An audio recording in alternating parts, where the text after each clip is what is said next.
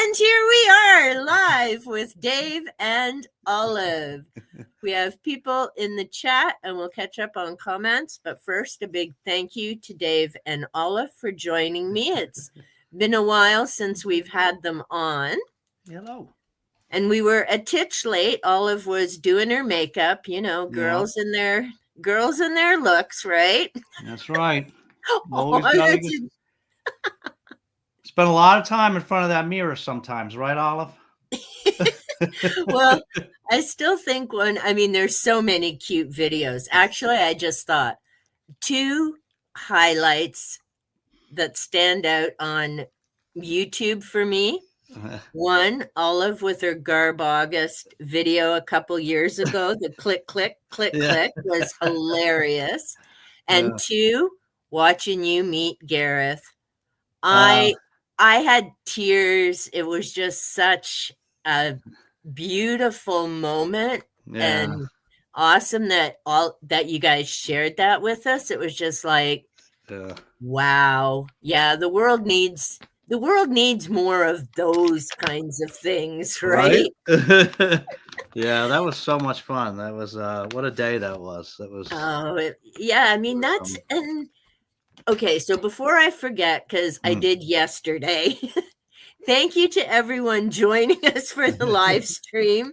As always, thank you to Team Rewatch, because I know between time zones and work schedules and life, you can't always get to the live stream. So I appreciate each and every one of you. All right, I remembered to do that. Then part 2. So yeah, that's the awesome thing, right? And we talked a bit about it in yesterday's live stream. It's not the views and that stuff. It's the connections and making friends and those lasting relationships. Yeah. Along with the joy of, talking about books and getting involved in events. But it's really that spiral effect of, getting to know people, and there's people you talk to every day or, every now and again, or, like this morning, it just was a blessing to see the messages come up before we left, right? And afterwards. So, those are the spin-offs that are never going to show up in YouTube analytics, and I wouldn't trade it for the world. There's days I look at those numbers and go, ugh, But then you know what? You look at everything else and the buddy reads. And you're the first one who reached out to me for a buddy read and got me on Voxer. So that's been cool. And, it's spun off to, I've got a couple of group reads going on there now and other people I've met and connected through there. So again, those are the kinds of things that I think when sometimes maybe people give up too early. And again, and I do have Kleenex, but I'm going to be good. But sometimes people give up too soon because they haven't made those connections, or they're not aware. They're looking at analytics and monetization, not the bigger, because I've seen it. It happens in the paranormal community. It happens in the debunking community. There's all these groups of people connecting. They're content creators, but it isn't about the monetization. It's about the conversations about topics and things that you love and enjoy, and all that spin-off that makes a difference. So thank you for that first buddy read, because that's what got me going. And, with Kat, that she's at an appointment right now. So hopefully things are going well. She's at the dentist. And the sprinting, I went into Cat Sprint on a Friday, went a few times.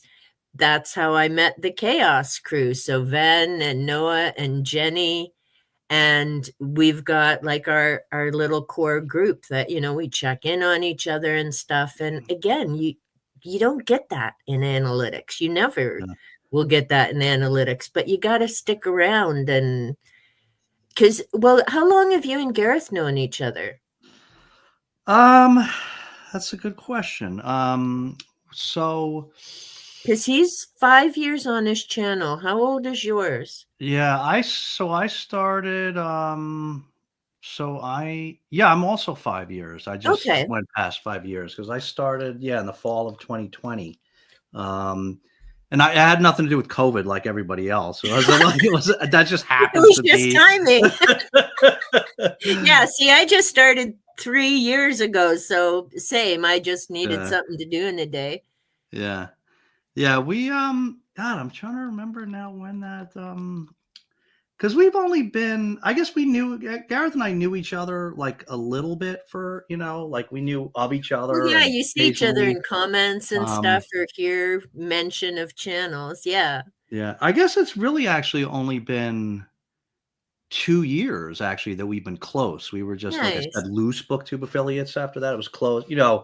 I'm sure you know the story. We got close after Pax passed away, and Yeah. so that's So what that really, loss brought you that connection.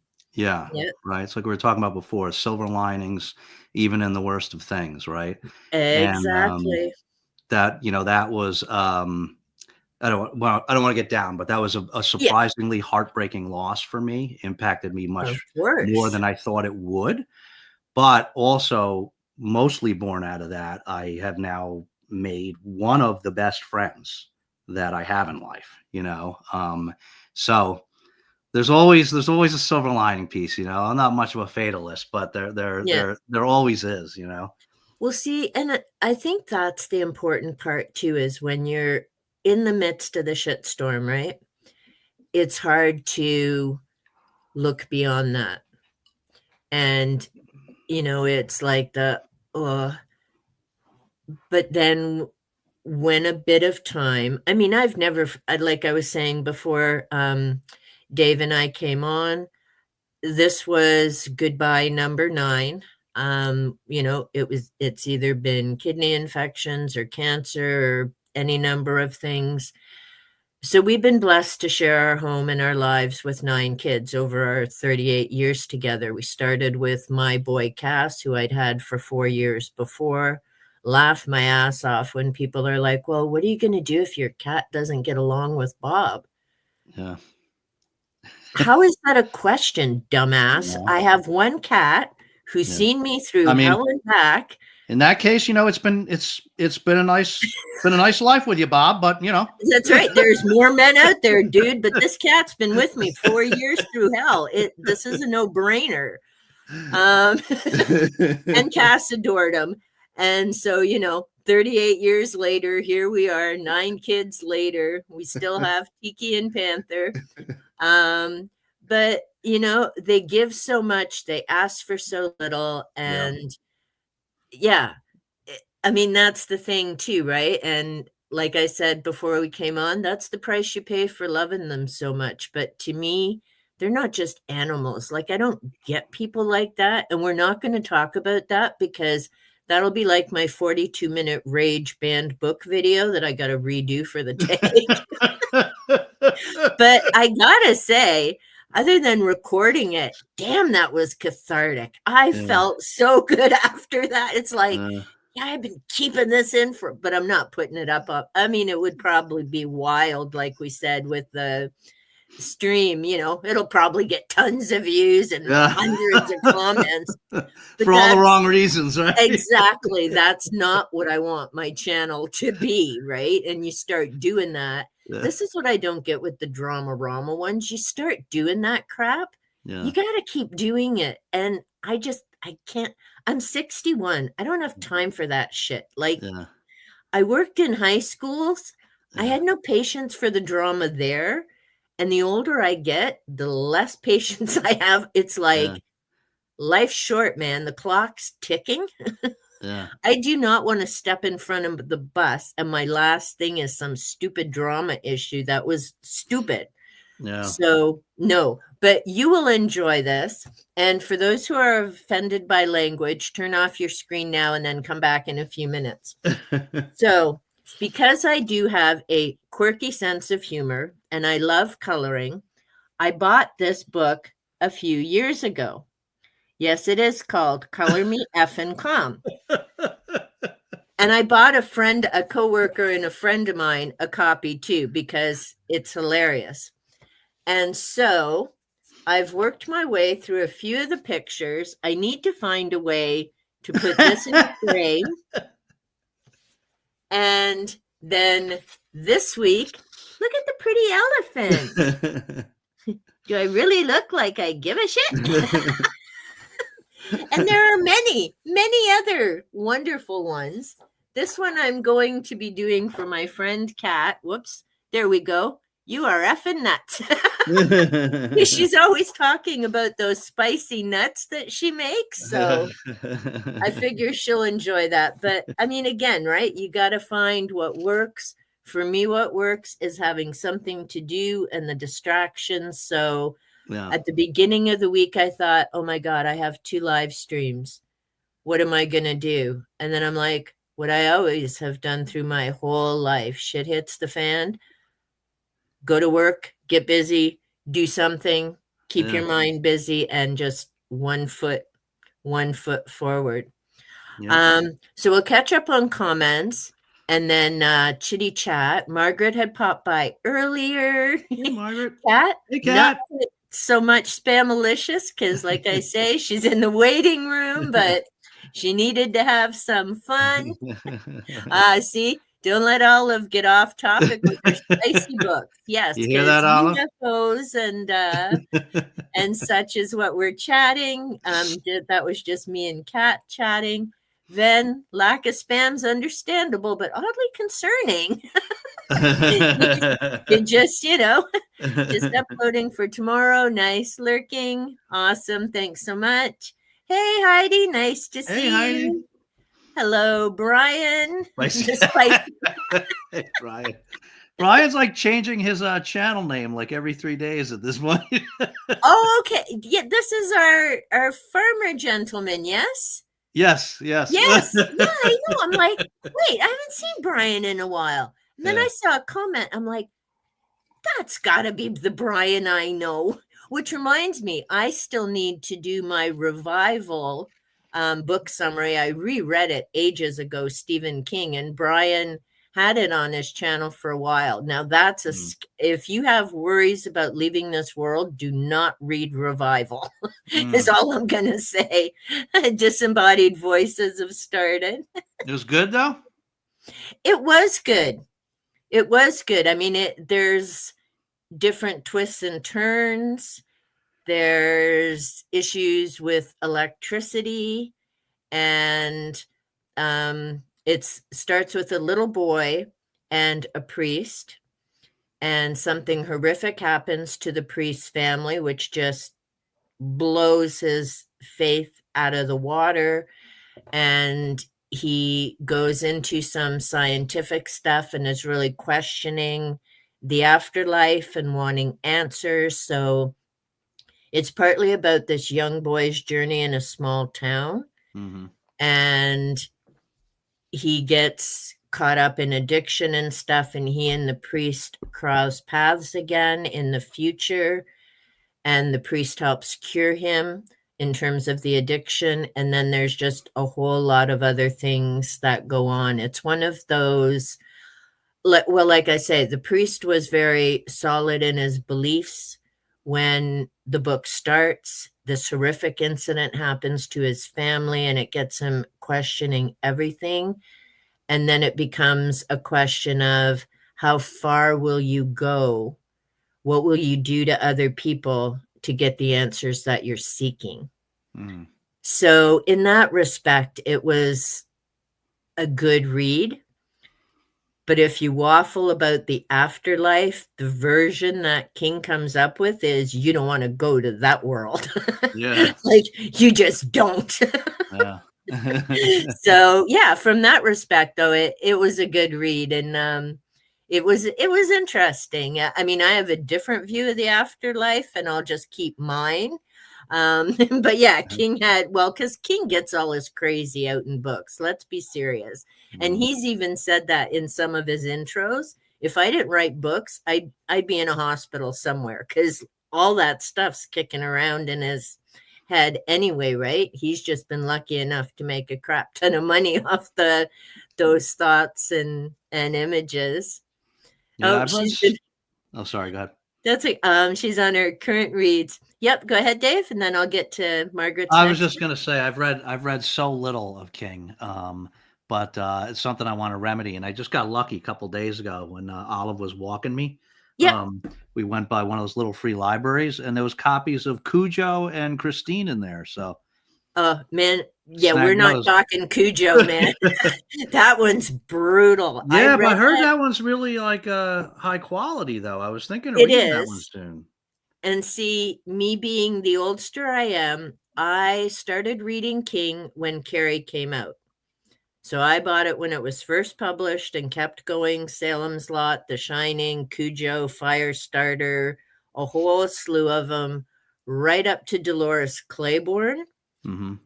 And then I was more into the nonfiction reads, which is what we'll be chatting about soon. But I just got away from reading horror and a lot of fiction in general. I got into the ancient civilizations and all that other kind of stuff. So it's been ages since I've read anything by King. Mm. And then the banned book project was handy because so much of King's banned that it was rereading and going back to. I mean, I had Salem's Lot before MJ started the project in 2024 because I wanted to vampires. I still love vampire stories. So that was the first King I repurchased because we unhauled all our fiction books a few years ago because I never reread them until I started doing BookTube. Mm. So all my King books were gone, plus a putz I loaned 3 books to. Instead of giving them back, they donated them to a rummage sale. Ah, I'm like, those were hardcovers. And they're like, oh, well, I forgot whose they were. So, no, I'm sorry. Here's a gift card. Go get. Nope, they were just lost. Needless to say, I'm not friends with them anymore. But, and wasn't over that. It was something else that came up. I'm like, see, the universe teaches me, don't be a dumbass. Just get rid of people sooner because it's going to bite you in the nads if you keep hanging on to the. But anyhow, so I wanted to start getting some of the King, just a few of them back again, like Salem's Lot. And I just reread The Shining with Jen from Literally Love 123. Love The Shining, love the Kubrick movie, actually, even though a lot of people, I mean, they're very different stories. And then I listened to Carrie. I got that on audio from the library. Awesome. Usually I can't pay attention to audio. My mind wanders, but it was read by Sissy Spacek. I mean, come on, Carrie reading Carrie. yeah. It's awesome. Yeah. So, yeah. And then I'll never reread Cujo. I mean, I was crying watching Jen's review of it, and I remembered the story. Like, I know it's a rabid dog, and I've seen the movie, but I mean, and I've had this discussion with Gareth and Gavin as well. As I don't do, the older I get, the harder it is to have something happen to an animal and me read the book. Like, I just can't do it. I go like rage beyond biscuit. Yeah. It You would just not like what I'm reading now. I'll tell you probably not then. that. And I won't read I Am Legend. Gareth keeps, but it's a good and it's important. I'm like, Gareth, I know why authors do it. It doesn't stop me from wanting to hurt them. So no, I'm not reading it. I read Matheson's Hell House. It was amazing. I am not reading I Am Legend. Just we're not going there. But okay, question. Would either of you exhibitionists? Exhibitionists? I don't think so. I guess a little bit. You think so? Yeah, I think so. I guess. I mean, yeah. I mean, we're out there and we are who we are, but I don't think we go over the top with stuff. Unless I'm thinking. Yeah, I think that's right. I think you don't. I guess I like to kind of perform a little bit, you know. And we enjoy it and appreciate it, Dave. That's why we love you. I'm not saying I'm a good exhibitionist. see, and then another top moment, the belly dance tag. That video, golden. Yeah, see, perfect example, right? Well, see, and I wore my dragon onesie. It was fun. Panther was like, "What are you doing, and why are you moving the furniture in the living room?" But we got through it. Like when Olive had a special dog. Oh, Yeah. or did I dream that? You did not dream that, Heidi. I was actually just thinking about that because her birthday is coming up.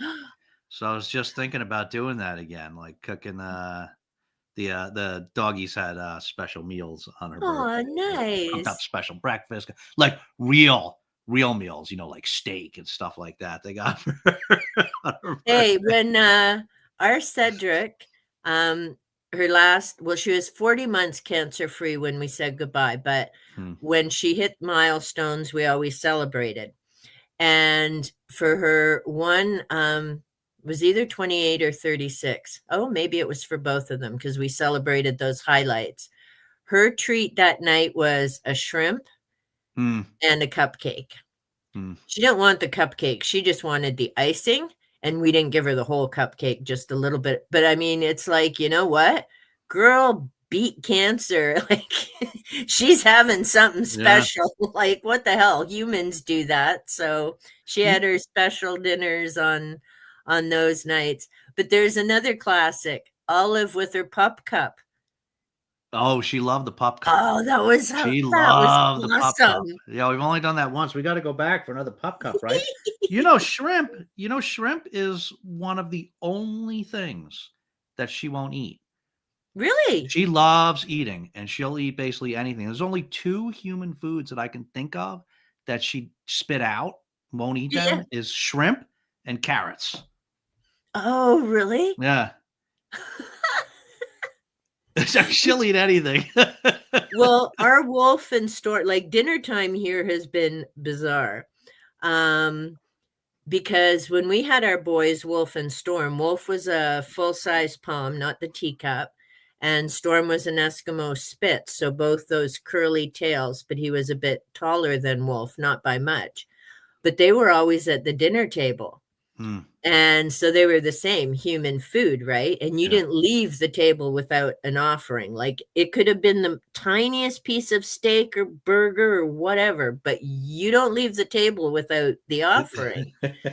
And then when they both passed, that was weird because no dogs at the table. And Morgan was not into human food, a cat. And although she would sit with the boys at the table, because that's what you do, but she's like, I'm not eating, forget it, cat kibbles. Like she wouldn't even eat moist cat food. Hmm. But she would sit with them at the table because that's what they all did. Yeah. And that was the first time we had one pet alone. And when we really realized animals grieve as Yeah. much as humans. Yeah. So she'd lost both her brothers that she'd grown up with because we found her as a kitten in our backyard. She wasn't even 3 pounds when we found her. And we thought, well, most people have just one cat. This should be fine. And not just over a year later is when Cedric showed up in our backyard, and we ended up bringing her in. And she and Morgan started bonding, and then we found out Cedric was pregnant. So we had Morgan live upstairs, Cedric live downstairs. Talk about spoiled cats, right? A whole floor of house to Yeah. each one. And then Cedric had her kittens, and they were getting a little bit bigger. And then we found homes for 3 because Cedric had 5. We had found homes for 3, and then we started introducing the kittens to Morgan. And it was hilarious because she knew the crate was coming up so that she could meet them. And she would literally, like, I swear, animals have a clock or something. She knew what time the kids were coming up. She would sit there and wait until the crate came up. Hmm. And then the 4 of them, best buds, good luck finding a spot on the bed because Morgan was not tiny either. And we Yeah. had Cedric and Ghost and Xena, and they were all bed cats. Yeah. So, yeah, I mean, we found out because she was so eager to meet them. And yeah, then Xena became the grandma after go Cedric and Morgan. So yeah, it's they add so much. There's just so many memories. Yeah. Oh, Wuthering Heights. Never read it. Neither have I. Yeah, Voxer Pusher Dave. No. Chaos reigns. Oh, Margaret's got the crown. She's really into those crowns. It's knowing you, Bob. Bob. Yeah. Dragon Mom, no swears. Yeah, whatever. Every once in a while it drops, but not in my videos. That's why it's called editing. Frame worthy. Hey, Noah. Everyone's saying hi. Brian's been busy, unstable. Yeah, no kidding. Sort of better now. Mother's waiting. Is that a Psycho reference? Yeah. I mean, that's true, right? Yeah. I mean, it actually is true. I don't control the walk when we go, you know. Now you go with Riley as well, right? Yeah. Well, and to be honest, oh, my heart was pounding when you did that Lost video and you were out and Olive's running off a leash, and I'm like, okay, no, they've probably done this before. It'll be fine. It'll be fine. Just keep watching. Just keep watching, because she's bouncing around after you. And girl had her workout that day. She did an amazing job. Yeah, she's good. Now, true with The Shining, from the perspective of an addict, because the main character, of course, addictions, alcohol. Kubrick's is from the perspective of the victims. Oh, good way of putting it. Thanks, Brian. Big part. Yeah, because it is two very different stories. And Jack in the book is, wanting to stay sober, and there'd been the injury to his son. And yeah, it was definitely a very different version. Interesting combo, Olive. Oh, hey, we're actually caught up, almost caught up. So there we go, shrimp and carrots. So what she didn't like. Don't bother with Wuthering Heights. Is it that bad? It's bad. Oh, really? Okay. Mother's a revival reference. Could also be Psycho. See, and I got to be careful, because yesterday when Greg was making that reference to prison, and I'm thinking, wait, no, he's not 38. Is he joking? Has he? Because because of some of my past work, right? There'd be people who wouldn't be joking. Hey, Leslie. And I'm like, I got to read things more carefully before that's the hard part with the stream, when you see the comments, right? Because you can't see the person's face, and it's like, yeah. And you got to be on your toes with Margaret, because she comes up with like some old references, right? Hey, Constance. Hey, Constance. But, I know what. So with Wolf, crazy for potatoes. Raw, cooked, who cares? And I have composters. And so when the boys were out back, because my yard obviously was different, it was all grass then, so the boys had somewhere to run. If he got a potato out of the composter, he may have just been like a little palm, but you weren't getting that sucker back without losing some fingers in the process. It's like, yeah, dude, you want the potato? All right. And yeah. Okay, funny story, and then we'll go to UFOs. So squirrels, and actually you can tell me if Olive and Riley go nuts for them. Wolf, Storm would see them, they would freak out and chase them around the fence, because they'd be up on the fence and that. I didn't have bird feeders or things back then. And they would just go wild. And of course, chase them and run and all of that. Well, the one day, didn't Wolf catch one? I mean, the thing's about as big as his head. Oh. He's got it in his mouth. I'm like, oh, this is going to be bad. And he looks at me with this thing in his mouth that just, was frozen. And he's like, what do I do with it? So he spit it out, because he's like, there's fur in my mouth. Yeah. So then the thing's laying there, and they're both looking at me like, "Mom, what do we do? What do we do? Did we hurt it? Did we hurt it?" And I'm like, oh, "Geez." So then it got up the tree, and it fell.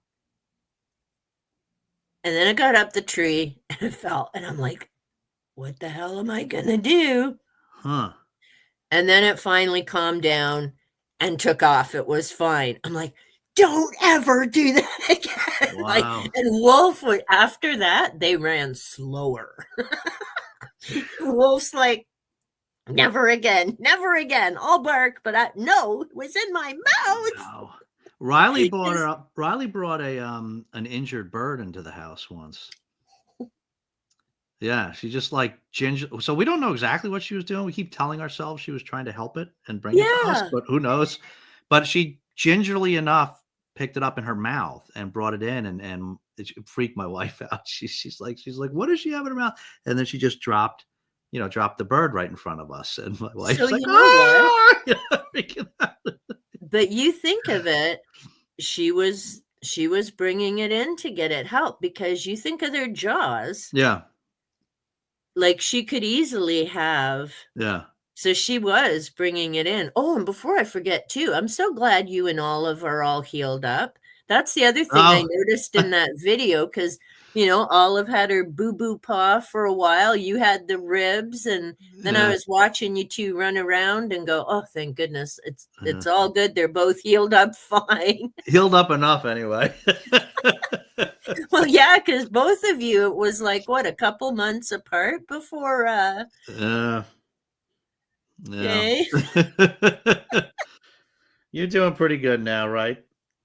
You're doing pretty good now. She's still, if we take her on a walk for like a little too long, she'll then that evening she might like limp around a little bit. So she's Yeah. still kind of recovering a little bit, but she's pretty good. Yeah, well, she's come a long way, and I mean, it's always stressful when it first happens, because again, they can't tell you, right? Yeah, Like, that's the stinker of it, is you have to look and pay attention and yeah. notice things, because she does a lot of cute things on her channel and stuff, but picking her reeds, but there's even so much Olive can do. But so I really wanted to talk to you about Imminent and Elizondo. Okay. But excuse me, before we get to that, and you've read Michael Shermer before, right? Yeah, Have you read some of his stuff? I read one of his books. What was the name of it? Give me one second. But it was Yeah. years ago. I don't remember it too well. I think it was more because he used to be very religious and Oh, right did he? yeah, and now he's not at all, right? And it Mm. was um let me see, Michael Shermer. I'm trying to remember. This was like years ago I read this. Well, while you're looking for Oh, that. Why Darwin Matters. Oh, okay. That's what it was. So it was it was basically, he was because he's or for many years now he's been a skeptic. So Yep. he's argues against creationism, and so that's what that book was. But that book was what was that 2006? So I read it Mm. years ago. But what's the one you got there? Well, what I've got, and I found this at the thrift store, I'd never heard of them before, is Why People Believe Weird Things, Yeah, Pseudoscience, Superstition, and yeah, Other Confusions of Our Time. yeah. Excellent read for this time period. The book goes through a number of different things, but I want to read the foreword because it is important. To the memory of Carl Sagan, who's 1934 to 1996, colleague and inspiration, whose lecture on the burden of skepticism 10 years ago gave me a beacon when I was intellectually and professionally adrift, and ultimately inspired the birth of the Skeptic Society, Mm, Skeptic Magazine, and this book, as well as my commitment to skepticism and the liberating possibilities of science. Now, this is from, why can I never find the copyright when I want, a 1997. yeah. But it goes through and it talks about, so now that explains why it goes through and talks about creationism versus evolution, the Holocaust deniers. Mhm. A page I wanted to find but didn't, and I haven't done a review on this book yet. He's the reason I picked up copies of the Bible to cross-reference things in other books that I read. I mean, I've always been a believer in context matters, but he gave such a perfect example in here of, a typical quote you would see somewhere, and people always give the name, chapter, and verse, but they'd picked a small portion out, Right. like cherry picking. Yeah. But when you read the whole verse, which Shermer put in here, it's like, that's not what that says at Mhm. all. And then But they often until says the you opposite, right? Yeah, but until you read that whole verse yourself, Yeah. and that's why I put critical thinking in the title with our topic of UFOs, is because all of these books relate to critical thinking and thought provoking and processing. Yeah. Um, so yeah, that's why I had Shermer's book. And I mean, you had two amazing videos, and I really wanted to showcase those a bit as well. And I think if you haven't seen them and you're listening to the stream, you need to go to Book Blather and watch them.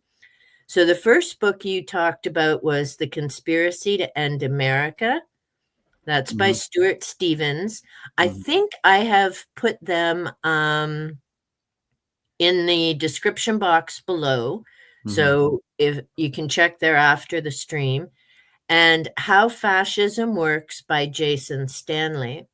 So I guess first of all, because you read a lot of things. As much as we razz you about Olive and the trash books, and it's really you, not Olive, you read a wide range Mhm. of genres, from the, silly garbage stuff to the really gotta sit and take weeks to read it to process everything. Yeah. Yeah, try to. I've always had always mixed in a bit of nonfiction. I never, until very recent time, really read much in the way of political books, or political theory, Mm, or even much history. But it's hard not to obsess about that stuff today, based on well, to be everything. aware for sure. Yeah. So I've been reading that, some of those books lately. But I don't read like those two books you just mentioned. I mean, those are by serious people. There's not they're not I don't read like the sensational stuff. It's Mm, too bad. I thought the first one you mentioned, I pulled it over here, The Conspiracy to End America. It's too bad, I think the title is unfortunate, actually, because it sounds like a sensationalized book, mm, and it's not. It's a very measured, it's a very measured guy. It's a guy. It's about, the Stuart Stevens is somebody that was, a real operative, in the mm, Republican Party pre-Trump. You know what I mean? He's a very rational guy that's conservative, and but he saw Trump for what he was mm. very early, before the 2016 election, and just didn't want just Yeah, didn't want the Republican Party to succumb to that movement, which it has. But yeah. he saw it early, and he was trying to prevent it. And so that's what that book is about. And I wish it didn't have, that title, because it makes it sound like it's somebody like, you know, promoting conspiracy theories or sensationalized Yeah. politics, and he's just talking from an insider's view of what has happened to the Republican Party, and why it's happened, because he's Mm. watched it from before Trump. So I don't know how much detail you want me to give about the It's book. up to you where Yeah. you want to go with it. I mean, your video was amazing. Hmm. And I mean, I I don't know about typically, that, but it was good. And you really explained the book and the points. And that's why I say it's an important watch. I wish it had gone viral because, well, I do. You and me both.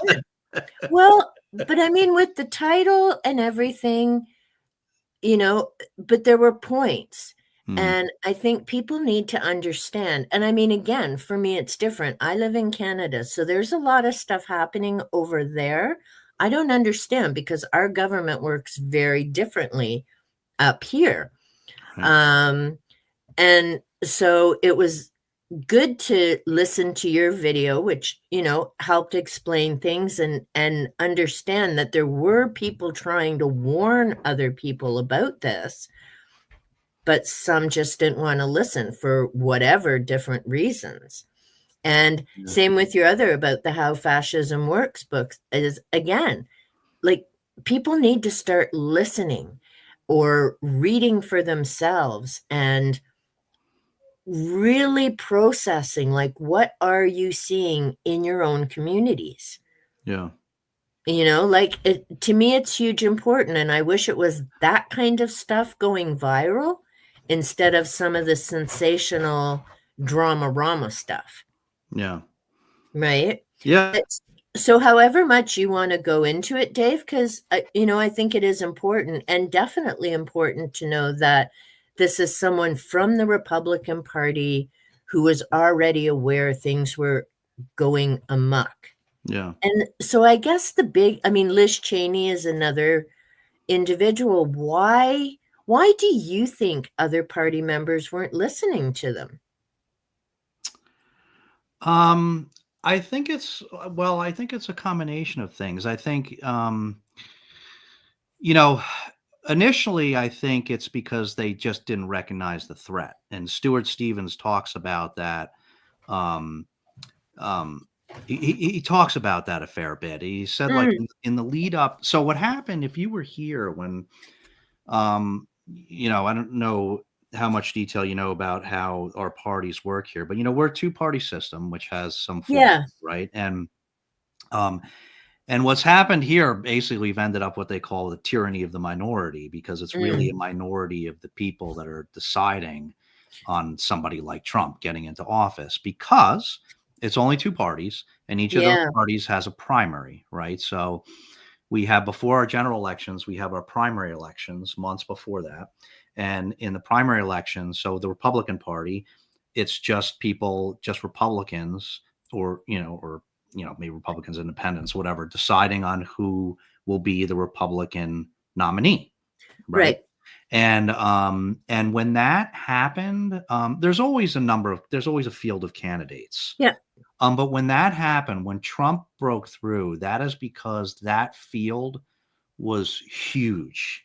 It was huge. I mean, there was so many people. So, like, the Oh. debate stage was ridiculous. And there was a lot of ambition within the Yep. party at that time.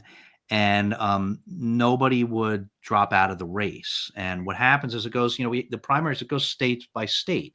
So you basically, I'm not going Oh. to get into the weeds of it, but Yeah, but you start accumulating points, right? yeah. In different states. Sometimes you win a state, sometimes a state allocates them proportionally. Like, one candidate gets, will get 8, like, that state has 10 votes, and one candidate Yeah. 4 of them, and somebody else gets 6 of them, depending on, sometimes it's winner take all. So if you won by 5 votes, doesn't matter. You get that state's full 10 electoral Yeah. votes, And he just started racking up points, and then he got momentum, and it was kind of like a runaway snowball, like, Yeah. nobody would drop out of the race, Mm. just personal ambition, I guess. Yeah. Like, Well, nobody would drop out of the race until it was just too far along. And then they did, right? Then they did. yeah. Then dropping out, and there's some consolidation about, like, well, who's left that can beat him, and let's try to, and but it was too late, and he Yeah. had At so that much point, it votes, was and nobody kind of could stop him. Yeah. And when he got it, it's I don't know how much people out of the country know this, but he was going up against Hillary Clinton in the general right. election, right? And it was a shock to everybody, including him, that he won the general election in 2016. You know what I mean? It was a real shock. Like, I couldn't. I remember watching the TV that night, and I saw him win Wisconsin, it was our state of Wisconsin, which was the Yeah. thing. And I realized at that moment, I'm like, holy crap, he just won it. Like there was no, that was like over the threshold. He was, like he was going to take it at that point, you realized. And I was like, wow, like nobody. And that's what happened in the Republican Party is like he ran away with the nomination and then he was up in the general election and nobody thought he was going to win. Yeah. And Stuart Stevens was one of those party insiders, longtime party insider, worked on a lot of major Republican campaigns before that. And Yeah. he was worried about it. And he started asking other Republicans, well, maybe he was trying to get some of them to run against him as like Yeah. independents in some states to try to siphon off some votes to make sure he couldn't win because it would be like such a danger if he took Yeah. control of the Republican Party. If he got elected president, he would have control of the party, right? As we've all seen. Yeah, right. And it all came to, I mean, Stuart Stevens was right about everything, right? That all came to fruition. But Yeah. but people, he talks about this where people were like, no, he's not going to win. I mean, like this was a screw up. We let him win the primary. Yeah. We just have to we just have to lose this election and then we'll, come back and regroup on the next election. And Stuart Stevens like, but what if he wins, And everybody like within the party, all the major players within the party, they're like, he's not going to win. Like none of the major Republicans expected him to win, But he was running against a woman, and nothing personal, Dave, but your country just made a big hoo-ha about Kamala Harris, vice president, first vice president. Yeah. And then a month later, Biden's dogs were more newsworthy. No one heard about Kamala again until she took over the like running in the race. Yeah. Like, why did they think Hillary would win? I'm not saying she's a bad candidate, but you've never had a female in a position that high.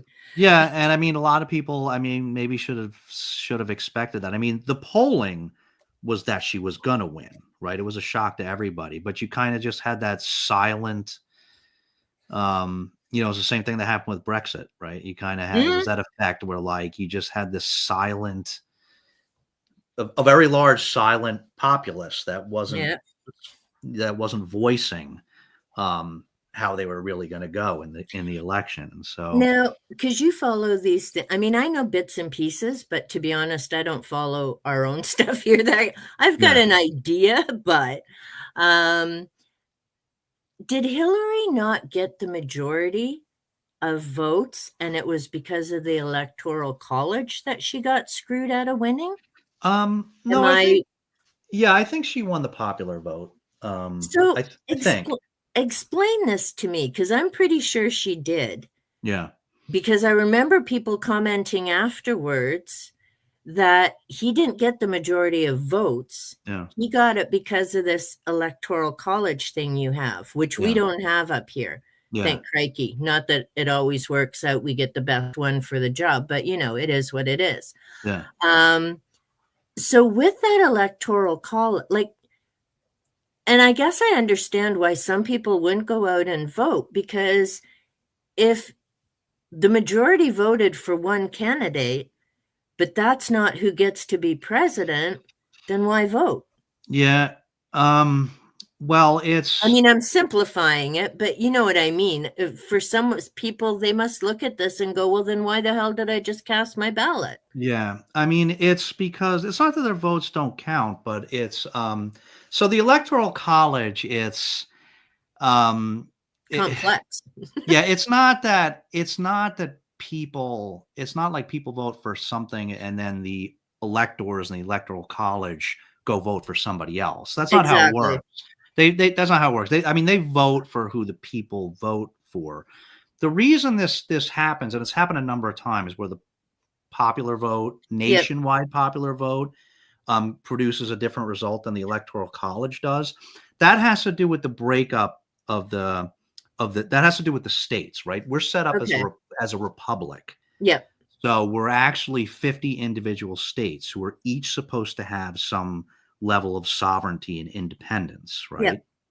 And so when you see the popular vote, that's nationwide. If you take all the votes nationwide, one candidate would maybe have more than the other.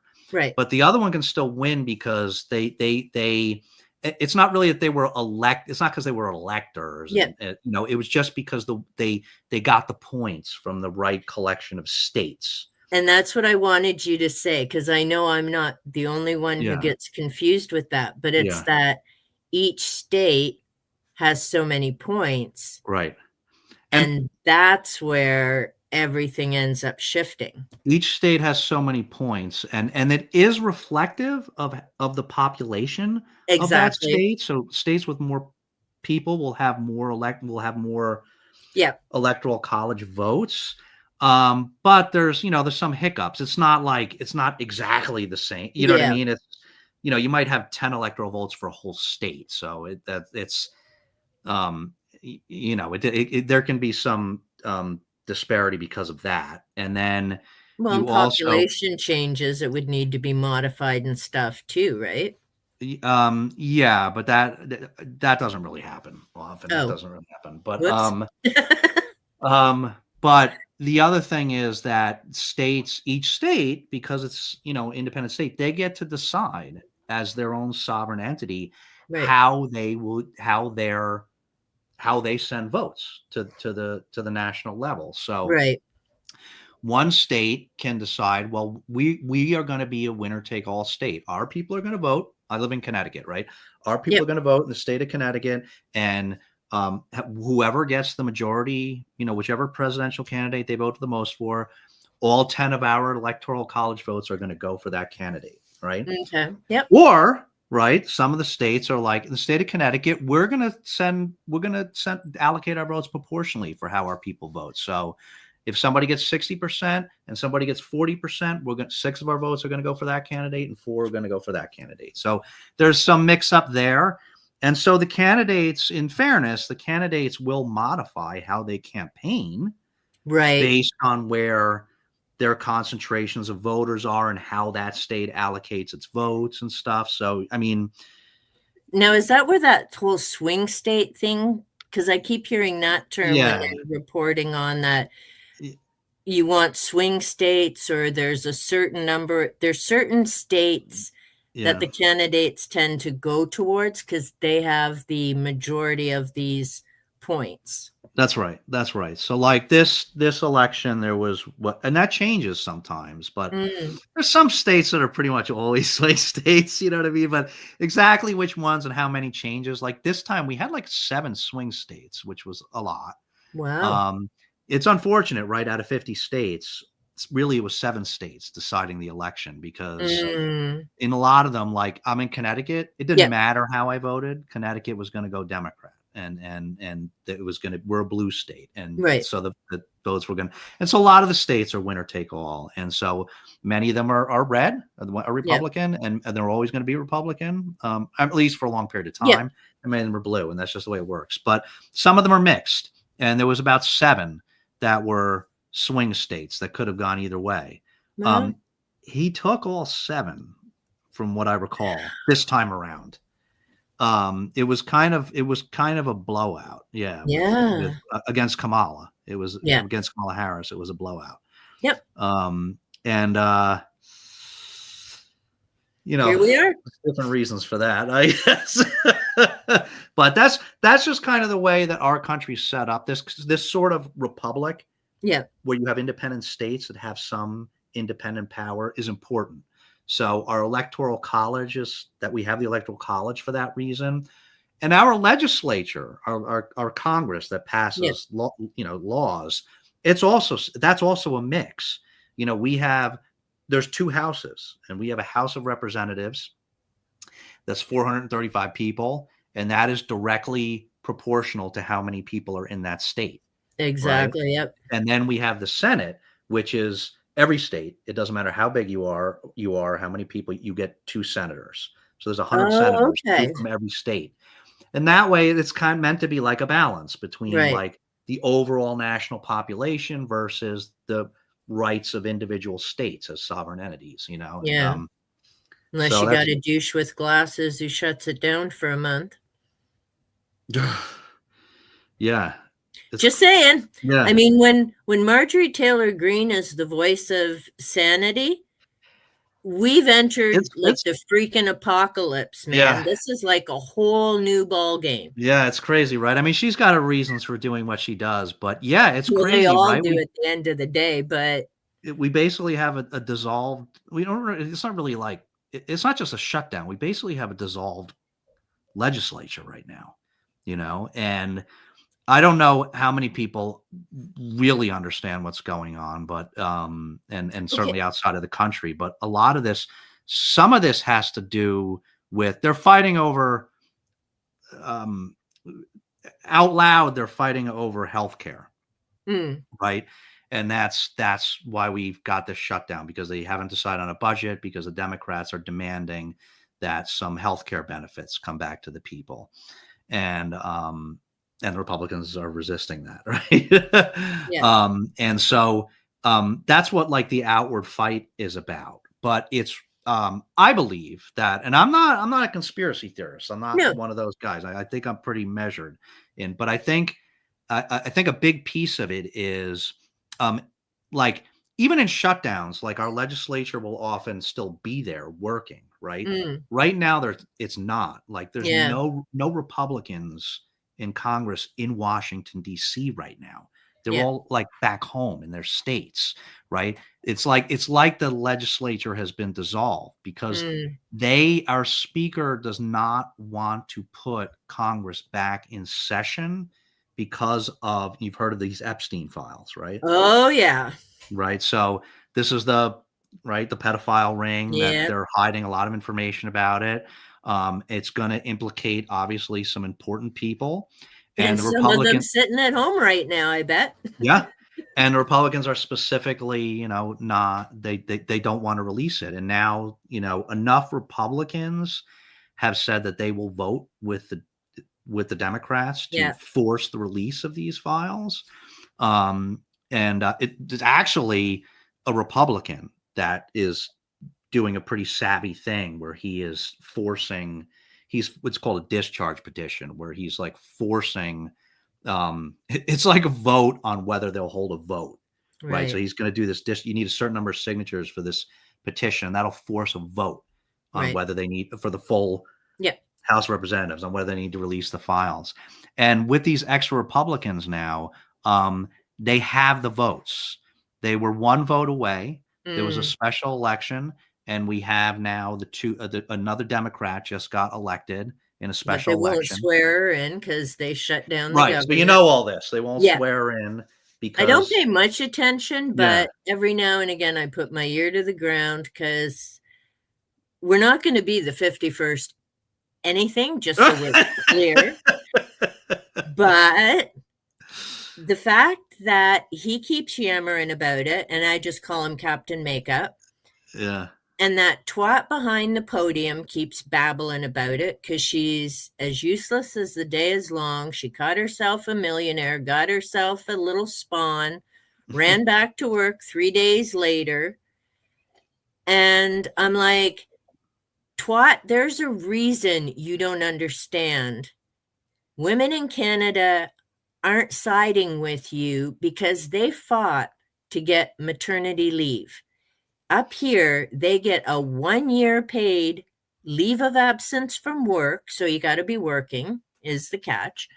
But you get a 1 year paid leave of absence to bond with your child. Because Yeah. guess what? Family matters. You don't just shoot your spawn in the world and off you go back to kissing makeup butt. Men up here get paternity leave. I think it's 3 or 4 months to bond with the child they created. So, no, we don't want her stupid Gulf of America newspeak dumb shit. And we have universal health care. I mean, Bob a few years ago had to have an emergency gallbladder operation. It cost us $0 for him to be in emerge, get all the testing, get the surgery done, and 2 days in hospital. Cost us nada. Yeah. Well, it costs us in taxes, but do you know what I mean? Hell no, we don't want to give up our universal health care. So why those two dingbats? And honest to God, if that dumb shit talks about that straight line between our countries again, I might just get on a plane. I mean, tell us how you It's really feel, not a though. straight line. Well, since you asked me, I mean, I already popped off about that stupid Epstein buddy that can't speak English. Like, how in the hell did she get an Einstein visa? Einstein must be spinning his grave wishing he'd stayed in Germany. Like, God. Yeah. Ugh. Okay, Yeah. got to catch up on comments before I like blow off my ponytail. Um, okay, here we go. Did you ever read any of the ones I mentioned Wednesday stream, Dave? Uh-oh. I'm trying to And then we remember have what those were. Yeah, we'll have to catch up. And then Brian was saying, once saw my, oh, okay, across the yard, tail sticking out of her mouth. Oh, that would be Rosie. Took some convincing, wanted a new friend. Kitten was fine. So there you go. See, Riley just wanted a bird. Omar Al-Qaeda's commentary. Anyone think the Go back to being Republican will go moderate back to after being? this monstrosity of a farce? Well, there's the question, isn't it? Yeah. Yeah. We gotta survive till the end of this first, Margaret. I think that's where I read it several at once. Yeah, I do that too, is a whole lot of books at once sometimes. I'll have wouldn't think so. Party platforms evolved radically without a name change. Yep, so it's gonna have to ride it out. Mike Riffraff hauled a book, transition. Arikanar? Hurricaner Party to the ANC. How that felt. I thought it would be. So I'm guessing that must be in a different country, right? Yeah. Yeah. What was the book, Margaret? That does sound interesting. And I'm just quick skimming up, but I don't think, oh no, she's got a hashtag too late. But she doesn't, so Margaret, if you can, or if you've already put that below. Omar El Akkad's commentary on that. Yeah. Yeah, it's tough to say. It's hard to see it recovering, at this point because, it's that party. And I say this, right, as somebody that's a registered Republican and that has historically voted. Yeah, can you explain that to me? Because up here, no one ever knows who we vote for. We're not registered by political parties. We're registered as people. Yeah. But down there, it always creeps me out when everyone knows who you vote for. So what's the point of voting? Well, they don't necessarily know who you vote for. Like I'm a registered Republican, but I didn't vote. I mean, I voted for Biden. I voted for Harris. I didn't vote Republican in the last couple of elections. So it doesn't automatically mean that's who you vote for. No, the reason you do it, and you can register as an independent. You don't need to register as a Republican or Democrat or other. I mean, there are other parties. They don't have real chances. The reason people do it is so that they can vote in that party's primary elections that I was talking about. Oh, like if you know you're probably going to vote Republican, you want to vote in the Republican primary, so you can have a say in who the Republican candidate will be, So that's why people do it. But yeah, anyway, so I guess what I was saying was, as I say this as a Republican, that the party has just so fundamentally changed, right? It's not actually. It used to be, whether you agreed with that party or not, it used to be both parties were principled parties with actual platforms, right? It has, that party has been co-opted, right? We've got this populist leader that has co-opted the party, mostly through fear and intimidation, and it's no longer the principled party. of, like Bush and Reagan, and then we rolling over in their graves. It's no longer that a party with a principled platform. It's now just become the political arm for this authoritarian movement. That's all it is now. You know what I mean? And we just didn't do a good job of stopping that. And this is why it happened a lot. This is why it happens in a lot of places, and it doesn't. Like this, what happened with. Sorry. That's okay. Hey. Sorry, somebody rang the bell. Mama might. See, I think Mama might be home, so that's probably what happened.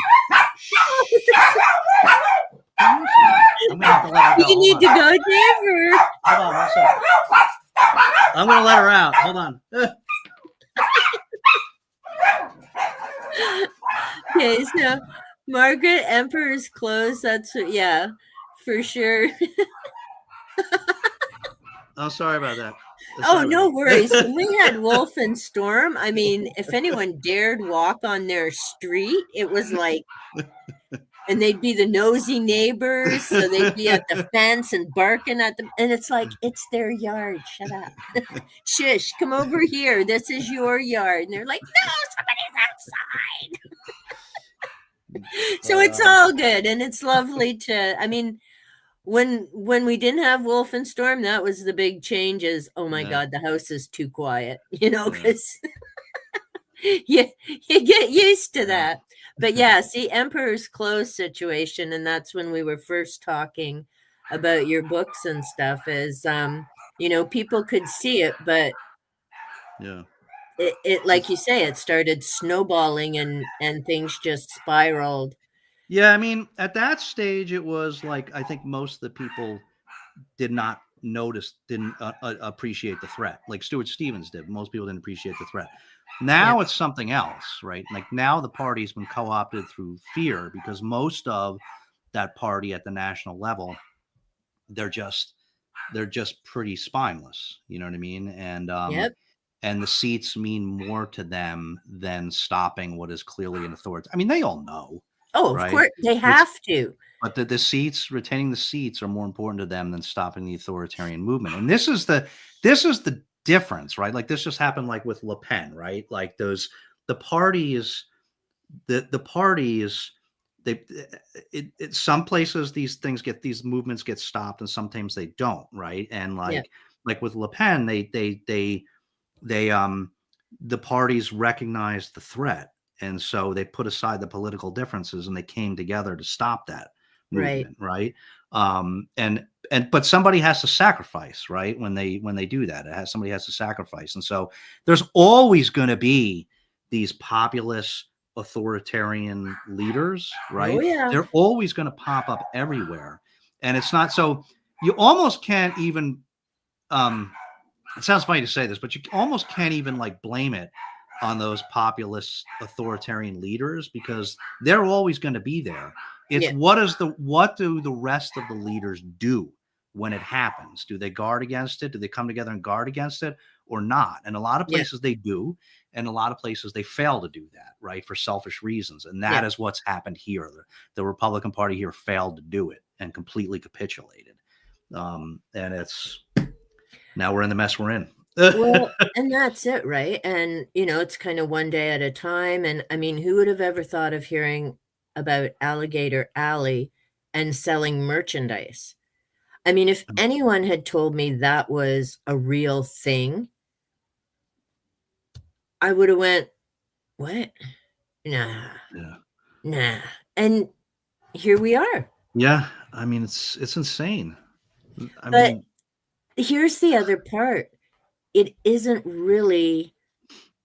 entirely politics. It is a cult, not occult, movement. And that's very different.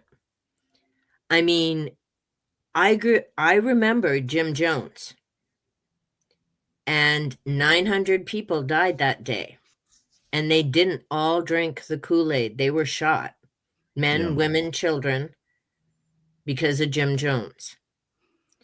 But they didn't realize what was happening until that last day. Very few had left the People's Temple. And that's the mentality that's currently swaying things. Mm-hmm. You know, and you've got these ICE people that piss me off. They're wearing masks. Take the damn thing off your face. You know, do you think your neighbors and other people haven't figured out who the hell you are? Doing this kind of garbage? I mean, the world has seen this before. Yeah. This is not new. But because of the mentality and so many of them, that's where the big challenge is. And it's those small pockets and the bright lights that matter so much more than anything. And that's why I really hesitate putting like a rant type thing on my channel, Mm-hmm. because the world doesn't need that. There's enough people ranting and fear mongering and all that other stuff. More than anything right now, we need people coming together, people supporting each other, people doing what they can, particularly in their own communities and people they know around the world. I mean, up here, I can't really do much for all the people I worry about every single day down there, and I worry about all of you. But there's only so much I can do. But I can let you know that I care, I love you all, and you know, I wish the best for all of you. And I think the more and more that people hear that, because, and as much as I dislike Ford because he's a farking idiot, our premier, I am glad that at least he and Carney, our prime minister, are both stressing the point. It's not that we dislike Americans, the people. It's that douche in the White House and what's happening. Yeah. And you know, because it's got to weigh on you, because there's a lot of people slamming America right now, and it's not all the good people trying to fight the good fight and stick together and do things. It's those complicit individuals, a few who are in that file they don't want released, keeping their mouth shut. But Yeah. here's the other thing, and actually, and I agree with Margaret, only like 40%. How is that possible? But again, they've been, they're not thinking. It's not critical thinking. Even the ones who have been losing their jobs and losing their benefits, it's wild. Yeah. But tell me if I have this right, because again, Mm-hmm. our system up here works very different. But your House is a Republican majority. Mm-hmm. Your Senate is a Republican majority. Right. Your president is a Republican. Well, so he says. How in the hell is your government closed and this the Democrats' fault? Or am I Yeah, wrong? it's not. I mean, the whole thing Thank is, you. yeah, the whole thing is, but that's the culture we're living. I mean, the whole thing is based on a lie, you know, and the Thank whole, you. So I do understand this is yeah, bullshit. yeah, it's Okay.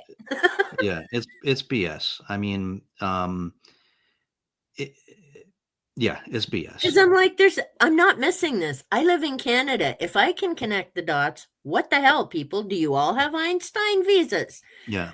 And Like, even the fight, like I said, the outward the overarching fight itself is also based on yeah, lies. Again, Republican here, and I'm saying this is that the Republicans are just peddling a lie that is the basis of the of this healthcare fight. You know, they yeah, say they just keep spouting this. The big line now is they just keep spouting this thing that the Democrats want us to give health care to all these illegal yep. immigrants. You know what I mean? They never cite to anything that actually Oh, says of that. course It's not. not true. And whether you think you know, undocumented immigrants should get health care or not, Yep, that's not even the issue. The point is that's not what they're demanding. You know what I yep, mean? And so it's just a lie. But that's the culture that we're living yep, in the US right now. I mean, that has purposely been fostered by the liar yep, in chief, right? Is that you just say anything now and you just repeat it a lot, and as Yeah. Margaret said, 35 to 40% of the people are just going to accept it because this guy said it as opposed Yep. to that guy. Nobody actually needs to see anything. Nobody needs to bring any receipts, you Yeah. know, Well, that's it, to right? prove what they're saying. They just say it, and 35% of the 40% of the people will accept it. Well, see, It's but that was the precedent set the first go around. And to be honest, I'm surprised Biden got in. And I was paying more attention then because of different things with COVID and whatnot. And I can't remember the guy. And it was about, the election fraud, blah, blah, blah. Which, by the way, there hasn't been a blip this go around. Go figure. I guess they got that all figured out. But he's like, and he's not in appointed anywhere this time, but it was just chilling to him, listen to him say, oh no, we're not going anywhere. And I'm thinking, good, and then of course January 6th happened, and it, like, things I've seen, I was just like, if anyone had told me 20 years ago, I would have went, there's no way, no way. yeah. America saying they're going to take us over. Well, that would be dumb. Number one, we're not divvying up our states to the provinces and territories to the size of states. So you might want to rethink that. And see the difference up here too with our federal election. We don't get to choose who we want for prime minister. So and we have three parties. Even though I don't have much use for them, we have the conservatives. I'll give them credit for at least letting us know they're liars. It's right in their name, cons. We've got the liberals. So they left the E off, but we know they're liars. And we've got the No Domestic Product in Canada party, the NDP, because the unions have left thanks to them, and all their other jobs have left thanks to unions and the high demand and everything. It's a boondoggle. So I have no use for any of the three.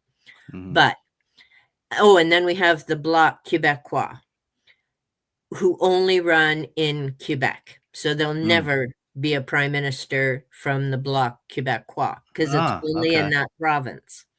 Okay. But they have their own party. So each party has a party leader, and that's who the next potential prime minister is. And it's determined by, like with your states, each province territory has so many seats in the federal government, and they all have to win their ridings in order to have their seat in parliament. And then the party with the most seats across the country is their leader becomes the prime minister by default because he's the leader of the party with most of the federal seats. So we don't vote for the particular individual. And our ballot is about like the size of this is our ballot. And you'll have 5 names, and you pick one.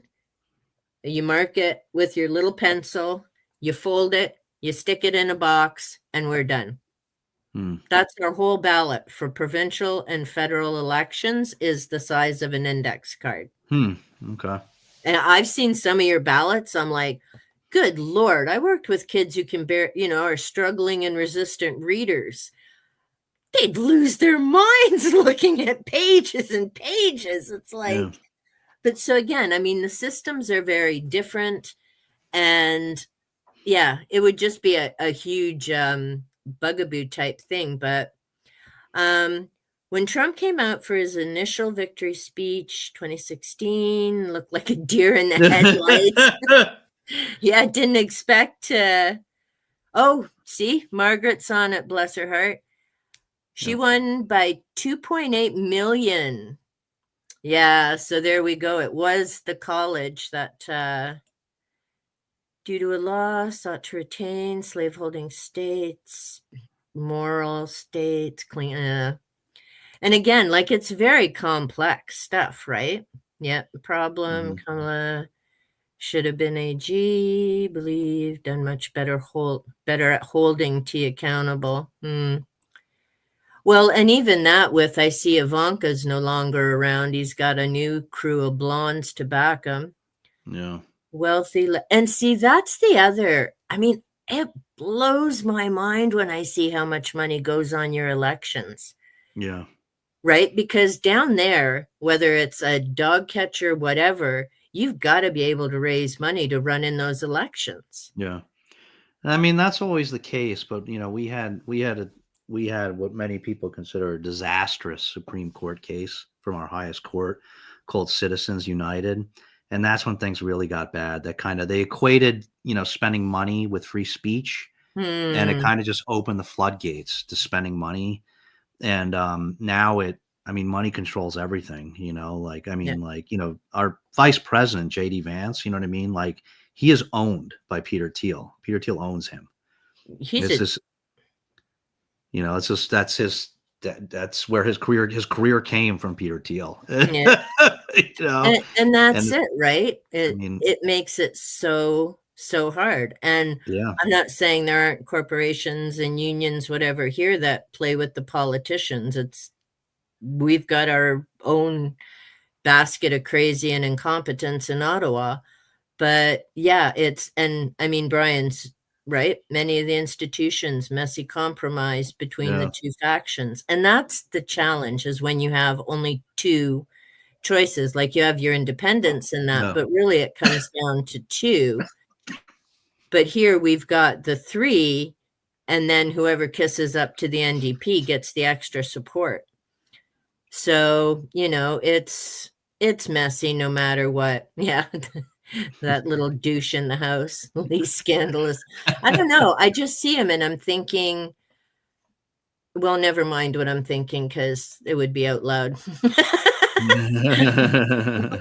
Was it Boris did the parliament abrogation? I'm thinking, must be around the Brexit thing. Oh, as in Andrew lost his title and now his kids got to pay their own way because Charles cut them off. I mean, Epstein, those fingers reach everywhere. And I don't think he did himself in jail. I think someone helped him along because he knew too many names. Yeah. Oh, there we go.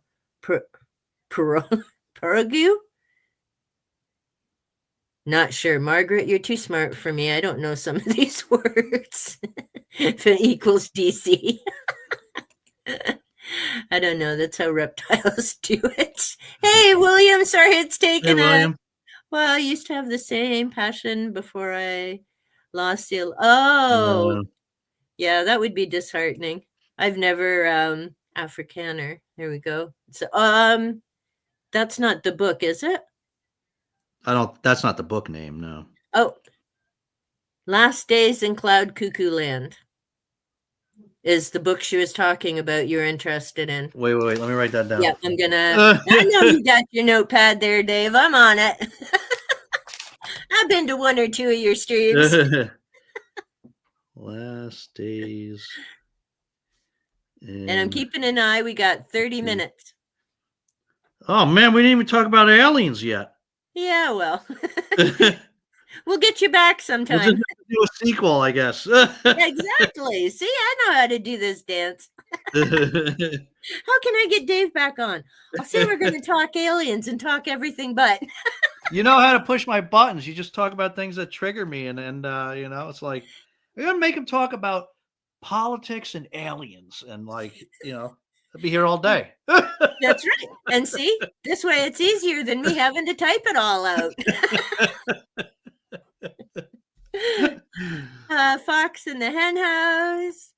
Registration. Oh, different in different states. Okay, we request a single party ballot for primaries, but we're not formally. Yeah, I don't know how.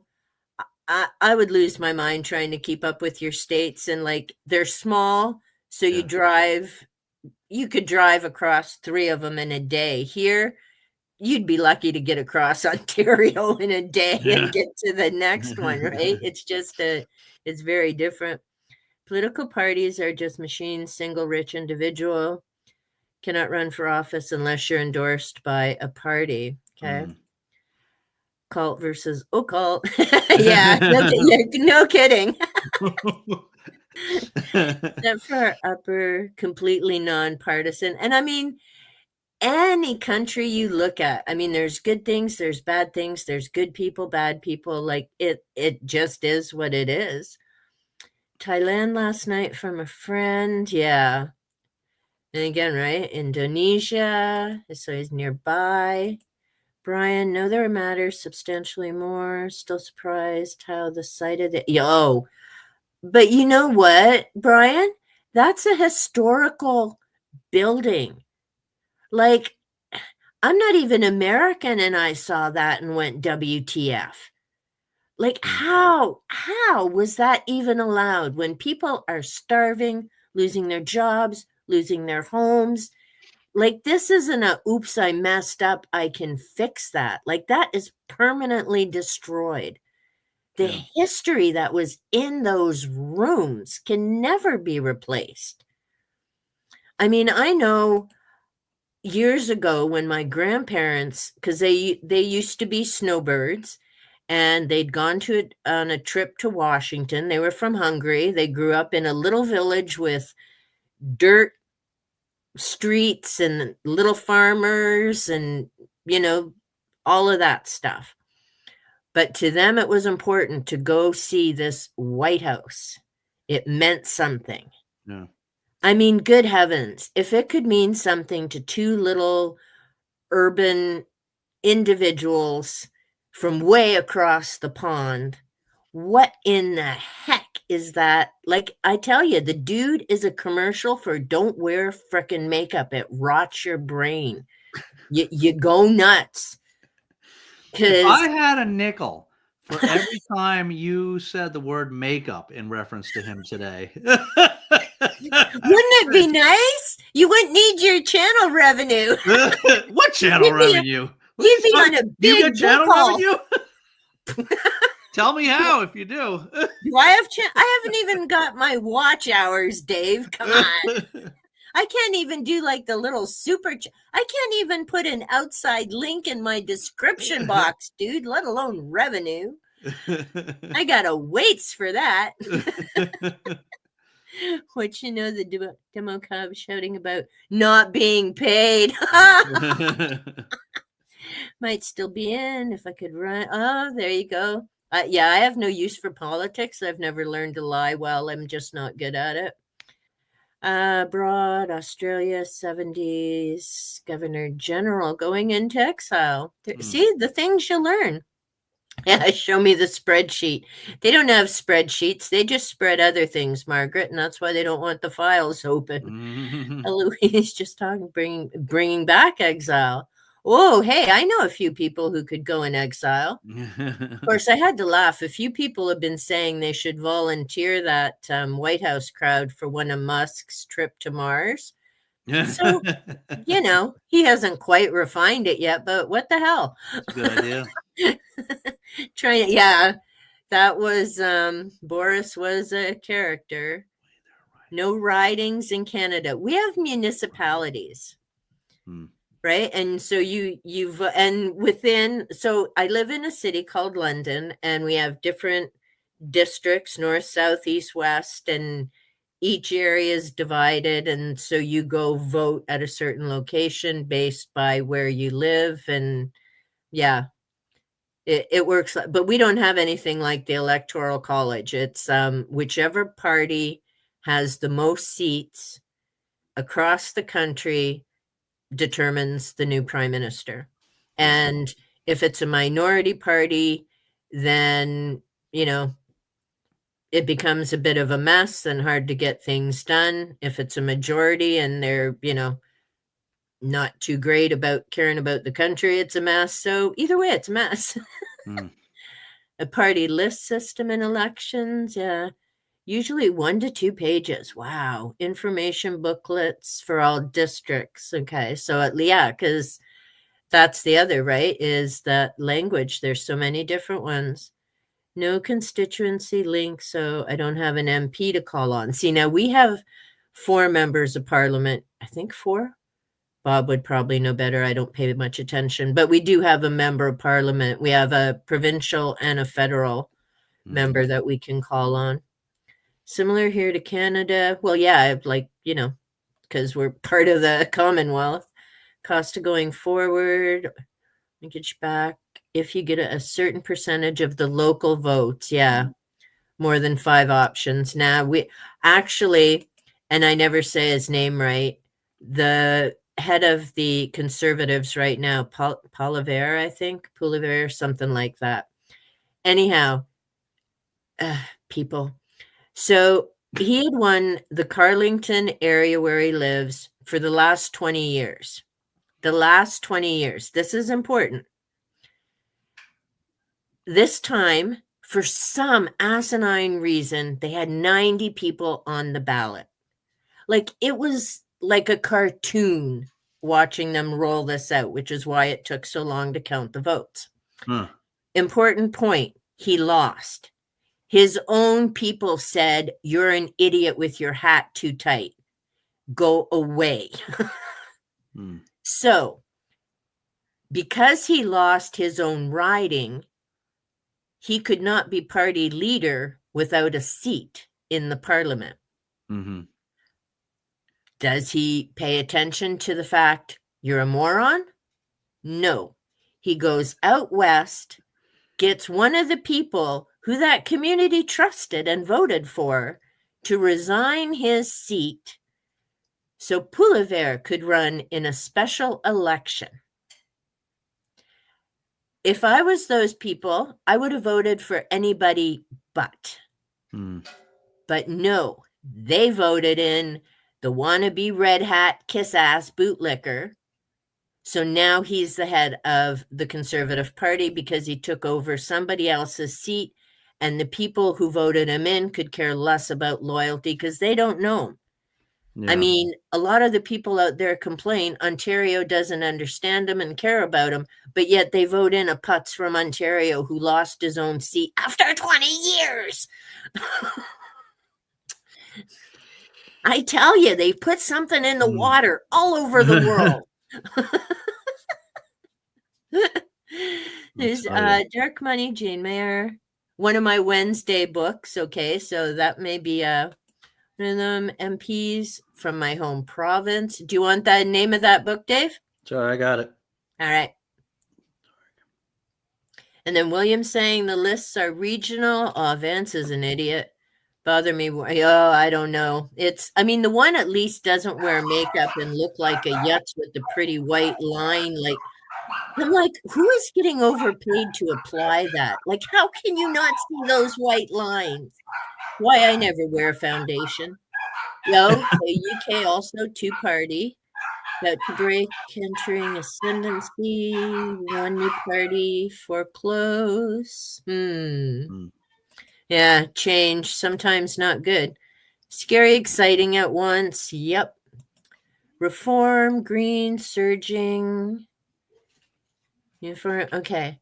I am going to, and I apologize, skip down a bit because, Dave, I know we're on a timeline and people have been sharing. You've been able to see the comments, right, Dave? Yeah. Okay. Because I just want to make sure. So I apologize if there we go. Hey, let's start at no drink served. The water fountain, there we go. What was that? No electoral in Canada. No, we have no such thing. New leader of the Green Party, not even an MP, hit the ground running, politics currently. See, now there, JD is eyeliner, never noticed. I haven't been able to look at him long enough. He makes me nauseous, and the little wannabe Castro, I just want to freak out. If anyone should know better, it would be the son of Cuban immigrants. But no, let's be a little dictator idiot and go nuts. Like, geez, do you hear yourself talk there, Rubio? But What was I? The Yeah. eyeliner. Yeah, I know. See, if you had a dime for the makeup, I tell you. Okay. Politics was good. We highlighted your books, which I really wanted to do. Make sure you watch those videos. And I want to talk about, I do want to talk aliens. So we're going All to right. talk Imminent for now. Okay. And you were really impressed with this name, Luis. Is it Luis or Louis? Elizondo. I don't know. Luis, maybe? I don't Either know. way. So, such a disappointment this book was. Oh, really?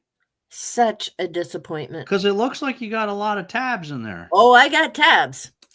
You just wait till my video comes out, dude. I got tabs there. I got tabs there. Disappointment because you didn't get as much info as you wanted? I got info. Okay. And see, these names keep coming up, right?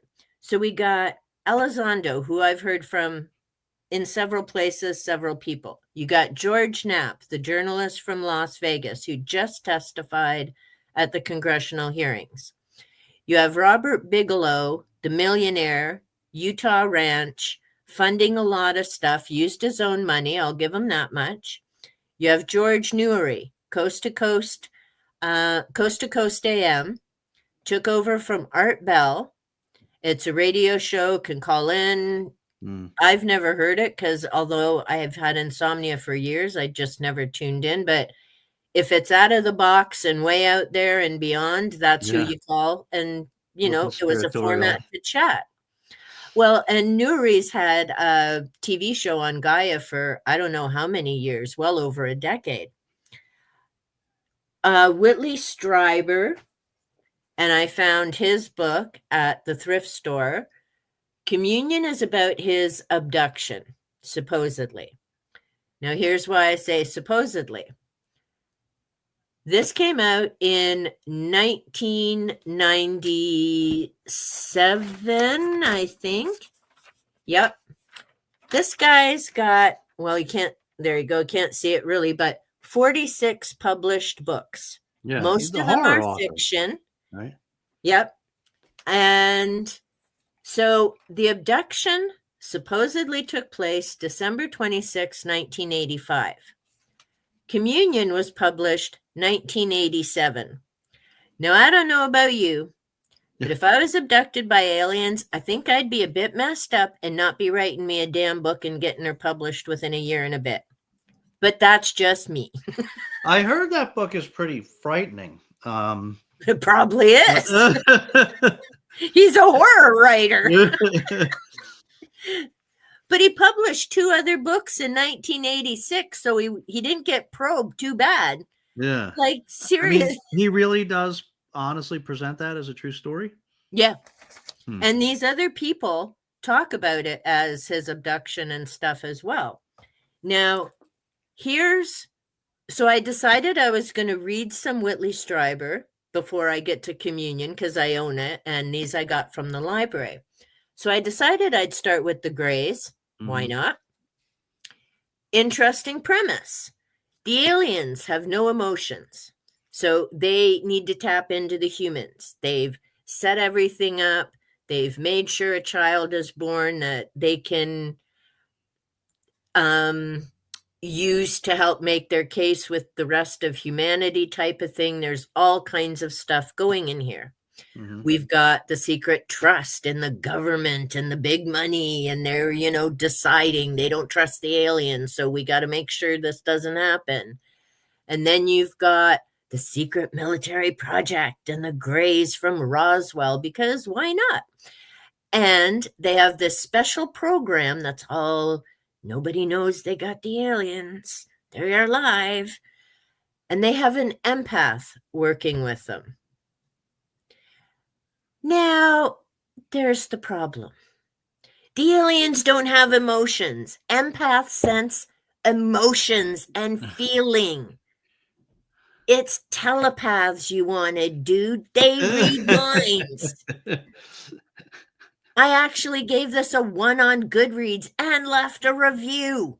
First time ever. I'm like, I just saved myself reading 44 other books. Because I will read Communion, but I'm not reading any more of his shite. Like, forget it. Huh. It fell apart when, dude, if you can't do your research, don't use the paranormal terms. Come up with another theory. The rest of the book was okay, but that just, once I get that thorn in my paw, like wearing bad makeup, I can't let it go. But back to Louis. So all these names keep coming up, right? And Tom DeLonge, lead singer for Blink, whatever it is. I don't listen to his 182. music. Thank you. 182. And they had that podcast and stuff, and he was all into this stuff. So here's where Elizondo's book fell apart for me. Worked at the Pentagon, and there was a lot of back and forth about did he and no he didn't, and yes he does now, and he admitted yes he does, and he's talking about all these programs that they're still keeping track and yada yada and other stuff. But here's where it fell apart for me. And he's a civilian. So I learned that civilians work in the Pentagon. I figured it was just all military, but apparently not. There's contracts and all kinds of stuff. So I did learn a fair bit about your government, I must say.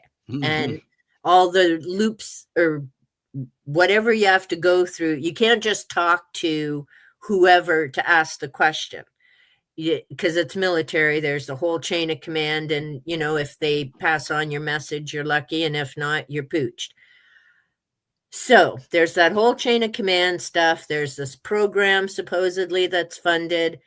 It came back to the Utah Ranch and stuff, and Bigelow and George Knapp. And like I say, these names, they keep all coming up together. So he decided he wanted to start talking about the issue. And he's saying that he was involved with that big New York Times story about the Tic Tac video, which is why the Tic Tac story, and then the videos that were released. And he's saying, he had permission to release them. And then there was a boondoggle, and no, he didn't. Well, they're out there now. So, it's like the East Wing. You ain't putting that back anytime soon, folks. It got out there. It's done. And then he said, he decided he was going to leave. He'd had enough of, getting jostled around. He talked also about being involved with stuff with Quantico and some of the testifying to do with 9/11 on top of all this other stuff. I'm like, would you really be involved in, like, that's a hell of a lot different between dealing with people in Quantico, the 9/11 terrorism, and UFOs. But I don't know how that works, so maybe you could be. And here's where the critical thinking comes up, and you got to join the dots and do the research and track down. Well, I've got quite a bit on these other people from other books. But what didn't really make sense to me, so he leaves the Pentagon, okay? He and his wife talk. They have 2 teenage girls. They can't really afford to live without his salary, but he can't keep this stuff inside anymore. She's got a job. He's going to leave the Pentagon. It means his pension is pushed back a bit because he's not staying until his contract date. They decide they'll find a way to make it work. He leaves the Pentagon. Tom DeLonge gets a hold of him. Hey, I'm going to put this thing together, this website, this podcast. Come work for me in California. So, Mr. One income household goes for maybe this job will work out if we go there, out to California. So now his wife's got no job. He's got a maybe job. The one daughter stays in wherever they were living, and the other one comes out with him. But of course, it's crap ton expensive to live in California. And I'm like, would someone really do that? Like, really? You've got a family to support. You don't have an income. You want to talk UFOs, which, dude, you ain't going to be getting paid 6 figures anytime soon. would you really just chuck it all in?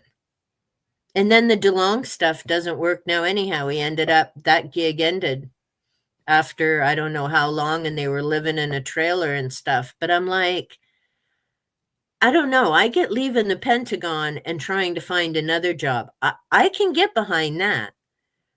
But moving to another state with nothing confirmed, income, now you and your wife are unemployed? Really?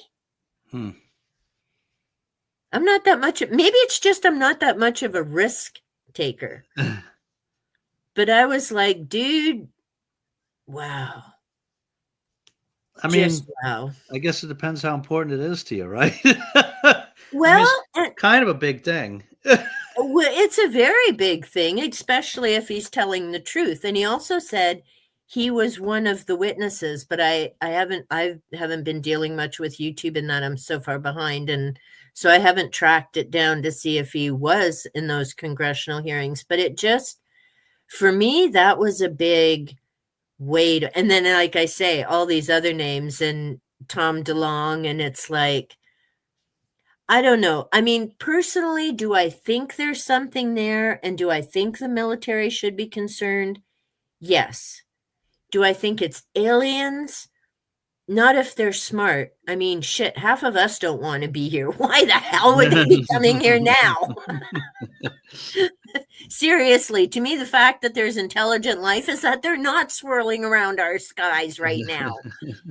But do I think it needs to be looked at and answers found? Absolutely. I mean, even if it's something atmospheric that we don't understand, or, something from one of the other planets maybe that we don't understand. There's something that's damn near running into airplanes and everything else. And it's not just people off their meds seeing this stuff or misidentifying planets and different things. So to me, when the military says, "Ooh, nothing to see here, folks," it's like, are you people stupid?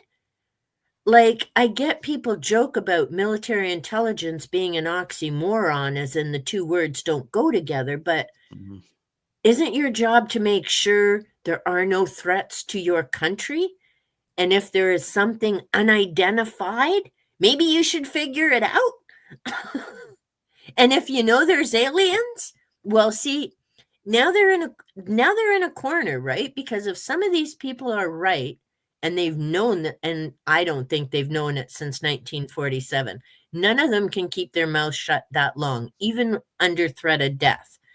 There have not been enough people disappearing from this issue. There's been too many from the other issue, but when you think about it, the scientists, the doctors, all these people, they would need to figure it out. Since 1947, there is no way one of them wouldn't have slipped somewhere. Do you know what I mean? Like, it just, okay, see, make up again. There's the other part where I lost it, because he said only certain presidents were trusted with the information. Yeah. Do you know the one he mentioned? He mentioned Makeup face. Makeup face. You're going to tell that dude he can't shut his mouth about anything on Truth Social? What the hell is wrong with you? There's no aliens. No one's seen it on Truth Social.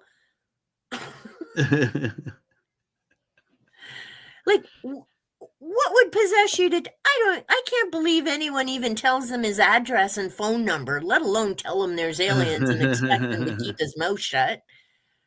And that was the dude. I'm gonna make notes, but I'm not buying your book because it's carp. Hey,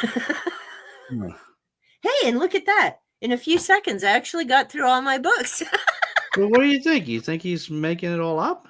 I don't think he's making it all up. I just don't trust him. I don't trust him. I don't trust the motives. The fact that they would tell Trump, of all presidents, really? Considering the men that had been before, and there were a few others he mentioned, but Trump stands out. I'm like, dude, there's no way. Unless there's some other motive because money talks, but there's just no way. And there's another senator he mentions, and see, I don't really follow politics. Harry or Henry Reid. Oh, Harry Reid. Yeah. Thank you. And so he's mentioned as well being a big part of this, and with, Bigelow and the others. Yeah. Ironically, supposedly it was Rubio who had the congressional hearings a couple years ago. Because a big part of the issue is that the military has their black projects, and Congress never gets ears or eyes on any of that. It's basically none of their business. We don't have to tell you. And that's supposedly what some of these programs have been. And yet I don't get the congressional hearings because nothing ever seems to come from them. They talk about it, they banter it back and forth, and then nothing changes. It's, but hey, 5 minutes. You better be dressed for dinner. Huh. I don't know. I mean, I haven't read his book, but when I see, I'm keeping a makeup tally in all future lives. Oh, vaguely I saw. Oh, there you go. They were rubbish. That's too bad. We'll just, presidents elected, popular vote, nominated, the endorsement. Oh, there you go. Yeah. So sorry about skipping some of the comments, folks, but I did promise Dave we would be wrapping up at 5. And we did manage to, I learned a lot, and that's what I was looking forward to. So thank you so much for that, Dave. And yeah, you were going to say, so what are you thinking? No, I was just going to say, like, when I haven't read his book, but when you hear Elizondo talk, he sounds pretty convincing, I don't know.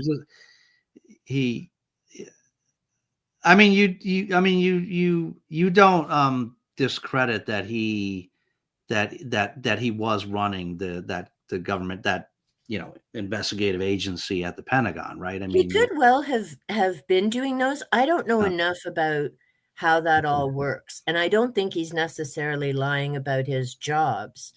For me, the two dingers were, you move to a state with no income, but you have a family that you need to support, and you're going on a maybe. I get that it's a big issue to discuss, without a doubt. I get why he had to leave the Pentagon to be able to discuss it. I have no qualms about that whatsoever. I have a big qualm with telling supposedly Trump about this, because he talks about everything. So the fact that that hasn't been all over his social media makes me question. Do I question everything? No, because I've read different things about George Knapp. I've seen part of George Knapp's testimony at the hearings. I've read different things about Bigelow and all these other folks. And so it's not that I think he doesn't have the training or didn't have the jobs that he had. It's not that I believe that the military isn't looking into this stuff, because they would be foolish not to. But they've backed themselves into a corner that if they know more than they've ever come forward, whether that involves Roswell or any of the other things, it's going to be a hell of a dance now to come out and say, well, we were doing it for your own good, to protect you. Do you know what I mean? Yeah. Like, they're in a hell of a situation, whether it's true or not, because the more they deny it, the more people think it's a conspiracy and they're lying. And if you don't trust your military, that's a bad situation to be in. But if they've been lying and covering it up all this time because they don't want another H.G. Wells panic attack like October the 30th, 1938, because they missed that it was a radio show, and because Wells sold the publication rights, so they turned it to American locations. That's what triggered everybody, right? It was back in 1938. There were no cell phones. Hey, Dave, did you hear about this? Like, they just panicked. So was that what set this up? If they figured things out, it's just, bye, Margaret. So I don't know.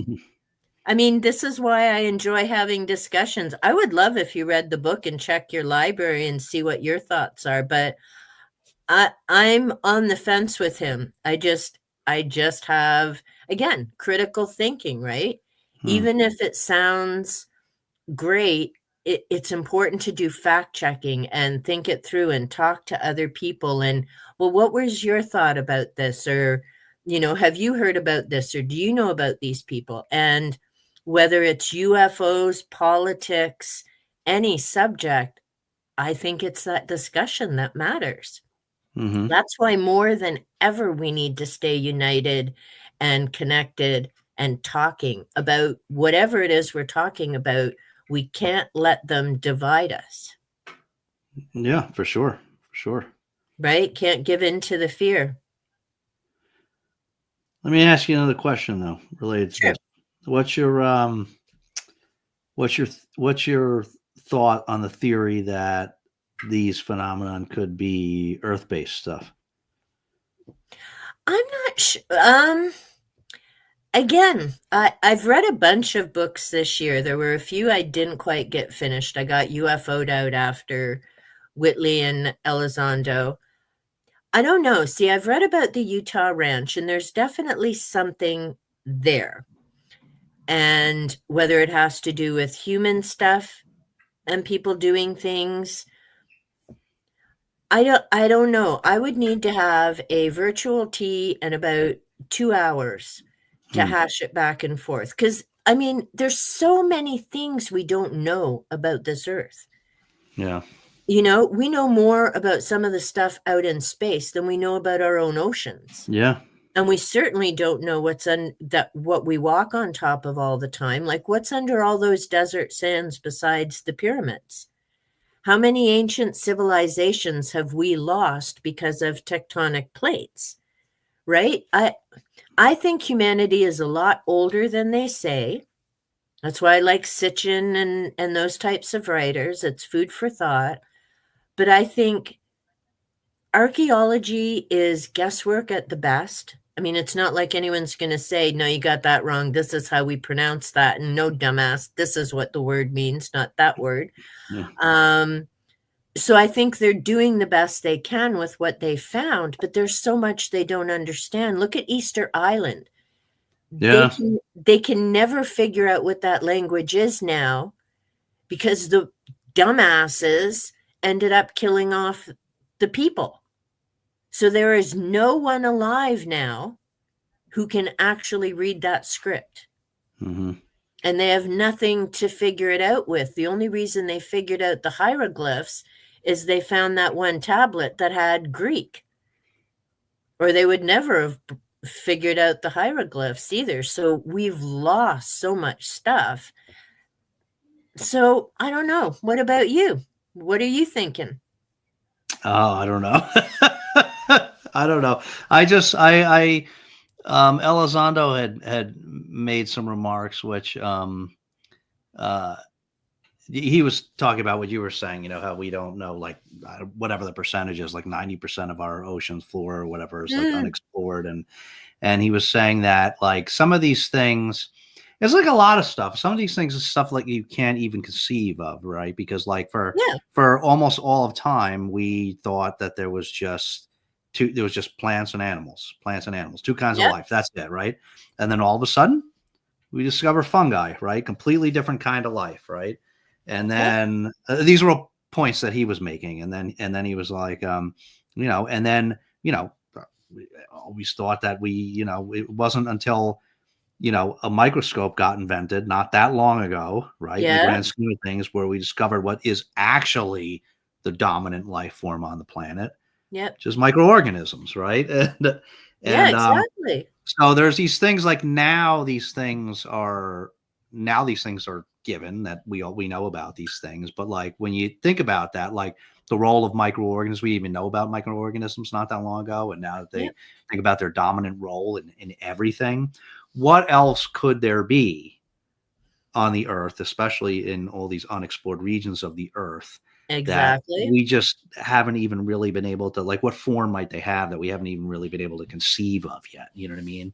Yeah. So I just thought it was, I mean, it's a vague but compelling argument, he was making. Well, But look at what, like with the Marianas Trench and the deep yeah, ocean and the life they found that doesn't need light, that they had no idea there was life down there because it's yeah, so far in the pressures. yeah, And it was kind of like the point I was making, it might have been with Leslie on her live about with Sitchin and the others, Hancock and all of that. They talk about, the old petroglyphs and all of that and their artwork.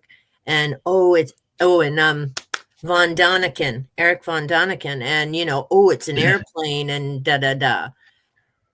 But my point is, what an airplane is. So you look at it and you see an airplane. But if you took that image to one of the tribes in the Amazon, which, yes, I'm glad we can't do that anymore and we leave those people alone. But if you took it to one of those older tribes, what would they tell you it was? yeah. They Because tell they you it's like would, like a split open banana or something like that. You know? right? Because they've never seen a Yeah. plane. So their answer isn't going to be a Yeah. plane. Right. And that's what makes it hard looking at those things, because you can't unknow or unsee what you know. Yeah. And that gives a bias to what you're looking at from way back then, but you can't assume. Yeah. And there was actually a book I was just reading, and it makes the point about language and how quickly it changes. When I grew up, when I heard the word gay in high school, it meant you were happy, cheerful, having a gay old time. Yeah. And then it switched, and it's now been connected to sexual orientation. Mm-hmm. Then when I worked in high schools, when the students were saying it, they did not mean happy, cheerful when they said this class is gay. It was, I dislike it. Right. So now so it's the exact same word, but 3 different meanings. And unless you can decipher the whole sentence paragraph, you don't have the context to know which word that is. Right. And that's why with archaeology, it's such a challenge. Like, I love thinking and talking about this stuff because, I mean, it's food for thought, right? And there are so many things we don't know, even with space. Look at all the different things they're coming up with now, like even black hole theory. Hawking, before he died, was changing his black hole theories from what he initially had said. Yep. So there is so much we don't know. Yeah. Could it be aliens? I don't know. Maybe they've had enough and it's time for us to go. Or maybe they're coming to help. Like, it would be nice if they're coming to help. Is it something from Earth? Maybe. There's a lot of stuff we don't know, like you said, with the life forms. Mm-hmm. It could be, I can't even think of the series now, and it was like the Leviathan and Farscape. See, Gareth is gigging, or he could, Moya, out in space. Yeah. It might be creatures that just live out there and they happen to notice stuff around our world and they move like that. But you're going to head for dinner. We're going to have to do this again sometime. Yeah, definitely. And you can come on. Is this thing on too? We got to schedule that again too. That would be awesome. Yeah. So, all right. Yeah, we definitely, this is definitely to be continued for sure. Sounds good. But thanks so much for having me on, Elaine. I really appreciate it. This is good. I can't believe how quick the 2 hours went. It does fly by, right? Yeah. See, I know how to babble. All right, so I'm going to say thank you to everybody. Thank you to Dave and Olive for joining. I'm going to hit the end stream. Dave's going to go